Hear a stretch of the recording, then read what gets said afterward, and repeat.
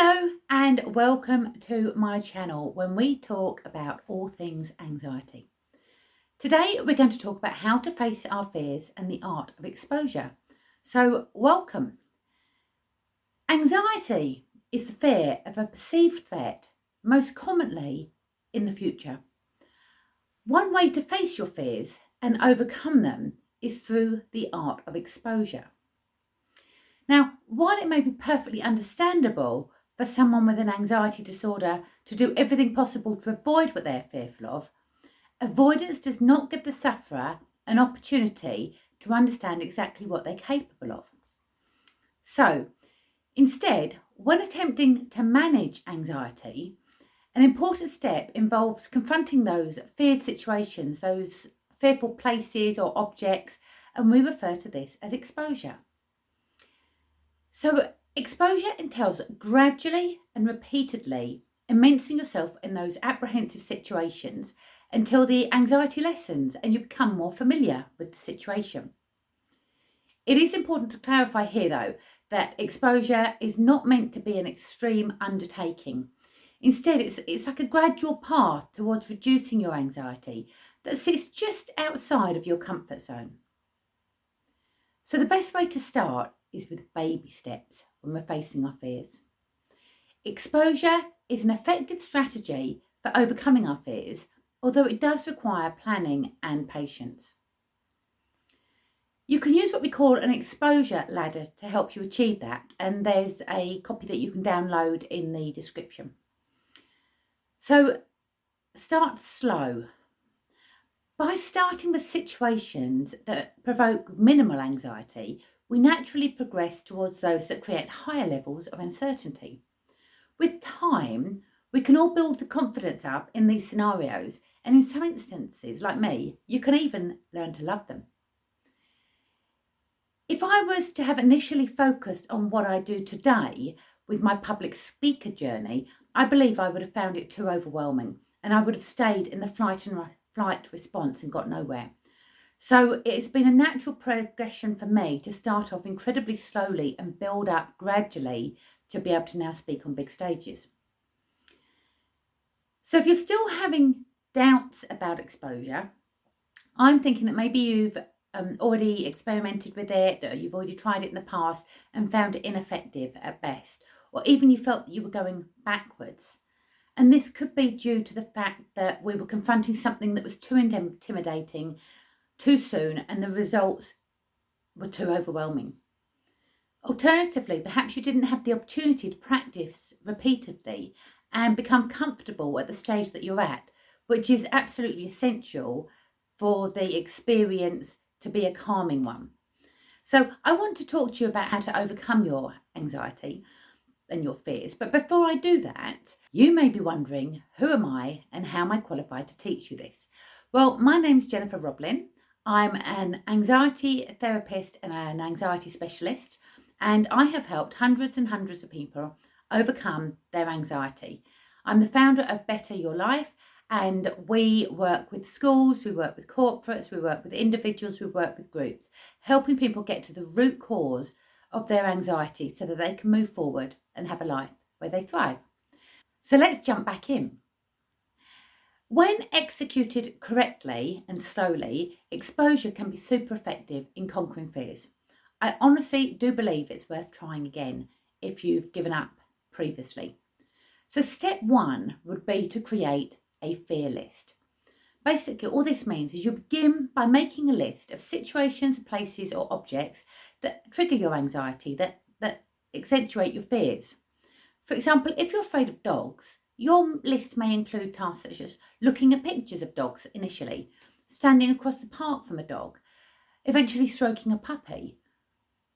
If it's social situations that are inducing anxiety for you, your list might involve smiling at a stranger, then saying hello to a colleague, then going up to engaging with small talk with a cashier or a barista, perhaps calling a friend on the phone and arranging to meet a friend in a car park where you can go into a social situation together. So we're stacking the experiences so that you get more confident. If driving is your fear, it may include getting in a friend's car and just having a conversation whilst the car's parked, Then the next step is starting the engine, going for a short drive together, and then maybe go to an empty supermarket car park on a Sunday evening where it's empty and you can get behind the wheel without the fear of other cars. The steps can be as small as you need them to be. The whole point is it's about progression and being comfortable. So here's an example that you may wish to adapt. It's about a client of mine, her name was Julie, and she had a specific fear of dogs.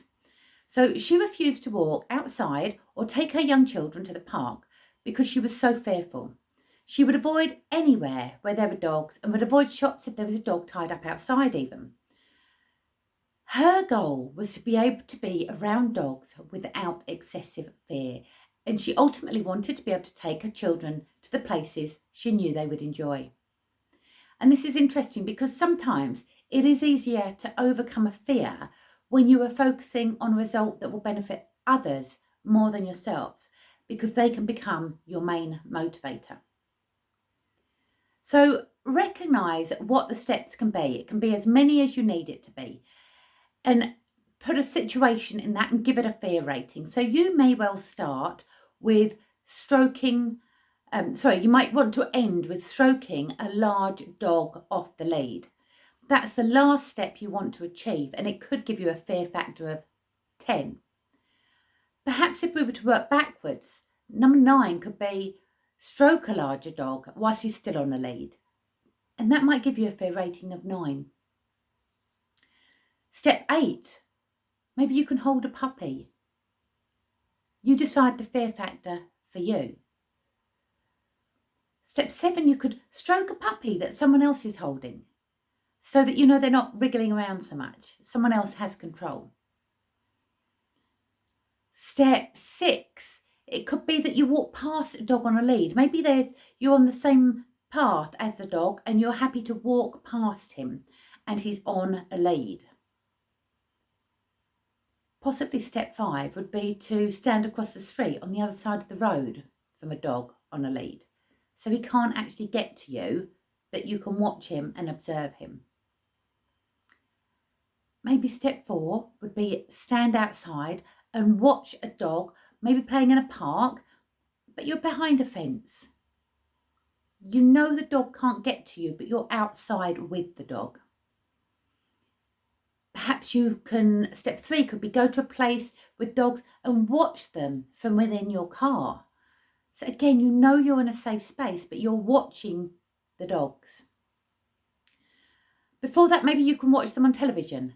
Have you ever seen a movie with a dog in? Could you get used to that? And before then, maybe just look at pictures of dogs. Look at pictures of dogs in a magazine. So you can see that we've gone 10 steps there, working from your biggest fear to something that's actually not too bad. Maybe looking at photos of dogs is only going to provoke about a 2 on an anxiety scale of 1 to 10. So once you've got your fear list, you construct a fear ladder. So you arrange the items so that the least scary ones are the ones that you do first, and you rate them out of 10. So 0 being no fear, 10 being extreme fear. Then when building your fear ladder, and like I said, there's a copy of a fear ladder in the description with full instructions on how to do it. So you can download that from there and you've got everything here. So identify your specific goal. It might be the petting of the dogs. It might be a meal in a restaurant, whatever it is for you. If you have various different fears, you can consider creating separate ladders for each of the situations, because you want to keep practicing the situations over and over again. Some of them will be manageable with mild anxiety, some with moderate anxiety, and the point is that you become comfortable before you move on to the next step on the ladder. So next we have to start with facing our fears. Definitely start with the one that scares you least of all. For situations you can remain in for an extended period, so it might be that you're scared of heights and you can stand on a balcony and look over or get closer to the edge until you're comfortable. For other tasks, you'll have to repeat them over and over again till you become comfortable and desensitized. You'll find that as you spend more time in these situations or continue to engage in a specific activity, your anxiety will naturally decrease. Anxiety requires energy, and eventually it just begins to dissipate as you grow accustomed to the situation. And the longer you face something, the less anxious you will feel about it. So track your progress and plan exposure exercises in advance so that you're able to maintain control of the situation. It really is important that you practice regularly. When I learned to public speak, I signed up for a course. It was petrifying. If I did nothing with it after that, I'd still be scared. So you have to continue to practice on a regular basis. Some steps can be practiced daily, while others will be less frequent. You'll need to decide on that. But the more you practice, the faster your fear will subside. And it's also helpful to continue and maintain the gains you've made by exposing yourself to situations you've already conquered on a regular basis. Reward yourself for brave behaviour. Facing your fears is no small feat, so be sure to reward yourself when you do it. Consider using specific rewards as motivation to achieve your goals. It might be a special gift to yourself or a fun activity. Acknowledge your accomplishments. Positive self-talk, such as reminding yourself, hey, I did it, cannot be underestimated. Don't be discouraged if you have a little blip. It's natural for fears to resurface from time to time, especially during stressful periods. This is normal, and it's an indication that you need to practice using the strategies you have learned. Coping with anxiety is a long journey, and it is okay to have a blip. But keep going, keep pushing on through, because you've got this. So if you need further support with facing your fears, a trained anxiety specialist can prescribe a personalised plan to understand the underlying root cause of your anxiety, as well as help develop healthy coping strategies that are focused around your specific needs. We've had a lot of success helping clients manage their fears because we always get to the root cause, and then we can replace the negative thought patterns with healthier, more resourceful thought patterns and beliefs. Taking care of your mental health is an essential part of your overall well-being. Left unresolved, anxiety can spiral out of control and have a significant impact on relationships, work, school, and family life. So if you do want to take the next steps to have a happier life where your fears no longer hold you back, click on the link in the description and you can book a free, no obligation consultancy call. And like I say, I'll make sure that there's lots of links in the description where you can look at top tips on how to overcome anxiety. You can have a look at the fear ladder, and I'll put some other resources in there for you too, so you can look at them. So I hope you've enjoyed this video. If you have, then please like and subscribe.